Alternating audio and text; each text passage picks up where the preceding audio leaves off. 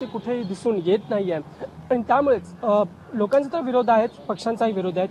सदा सरवणकर खुद्द या मतदारसंघाचे तुम्ही आमदार आहात, सत्तेतही आहात.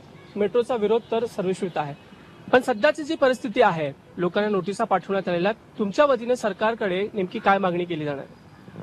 आमची पहिली मागणी अशी राहील की मेट्रोची जी ही स्टेशन्स आहेत ही मोकळ्या जागेत असावीत.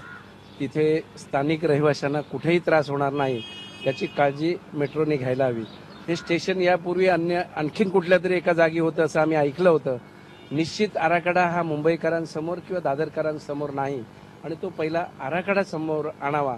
तिथल्या हरकती मागवाव्यात आणि ज्या रहिवाशांना त्रास होणार नाही अशा ठिकाणी जे स्टेशन आहेत अशा जागा निवडाव्यात. या ठिकाणी वसाहत आहे, वर्षानुवर्ष राहणारे नागरिक आहेत, पिढ्यानपिढ्या या ठिकाणी राहत आहेत. त्यांचे सगळंच जीवन हे या सगळ्या परिसराशी जोडलेलं आहे आणि ही नाळ तोडण्याचं काम MMRDने करू नये. आणि असं केलं तर आम्ही MMRD या प्रोजेक्टला या अशा